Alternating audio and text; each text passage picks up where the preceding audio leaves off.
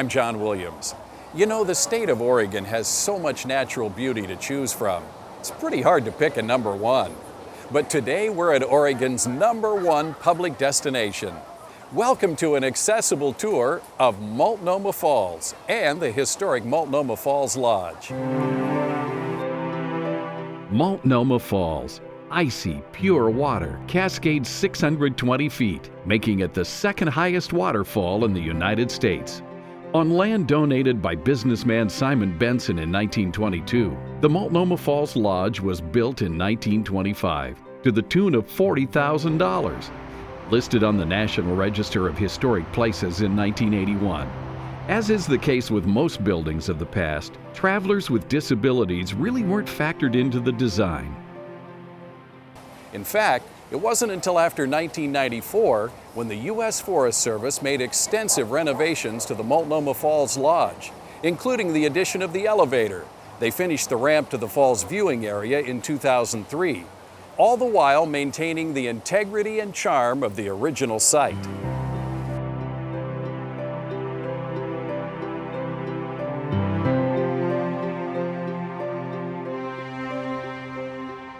There's two ways to access the lodge. It's right along our way here on the historic Columbia River Highway, or right off the adjacent I-84 freeway.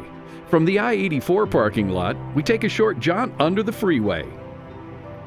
The walkway is paved, but beware, there's some pretty steep inclines on the other side on our way to the lodge and to the falls. At the lodge, we find everything quite accessible. On the lower level, there's the snack bar, the gift shop, and the visitor center.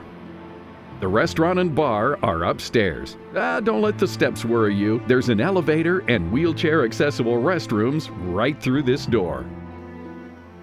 Come on, let's go take a look.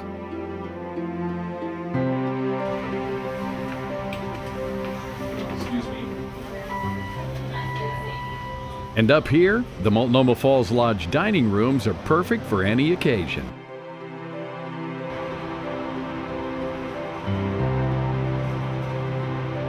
On any given day, you'll find the U.S. Forest Service giving interpretive talks, explaining the history, geology, and more about this Oregon treasure. Today, we're learning about different animals that you're likely to see here on your visit through the Columbia River Gorge National Scenic Area.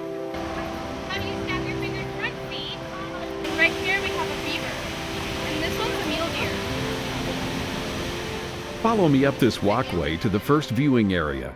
No problem in a power chair.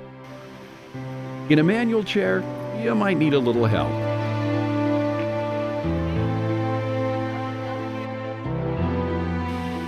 The pathway to the bridge up there is paved, but it's steep, and a few steps at the beginning make it inaccessible to a wheelchair. My wife hiked the trail all the way to the top. She tells me it's really worth the effort. No way in a wheelchair. Back at the lodge, be sure to stop in at the visitor center for a look at the historic displays, the geology, and more. Brochures, books, and maps of the Columbia River Gorge and the Pacific Northwest. Staffed jointly by the Friends of Multnomah Falls and the U.S. Forest Service, the staff is happy to answer your questions about the falls, the lodge, and the Columbia River Gorge. A brochure about Multnomah Falls is available in Spanish, French, German, Japanese, Chinese, Korean, and Russian. Visitors may also inquire about free trail maps of the area, and for the serious hiker, several detailed maps can be purchased. It's no wonder Multnomah Falls is Oregon's #1 public destination.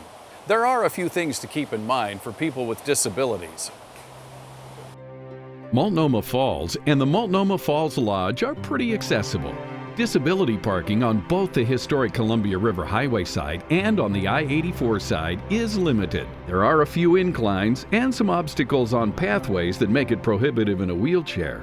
But all in all, there's plenty to see from many different vantage points for people of all abilities.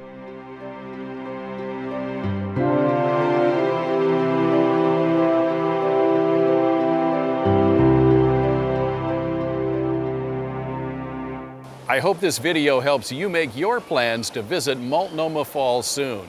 If you'd like more detailed information on accessibility, please go to the Columbia River Gorge National Scenic Area website.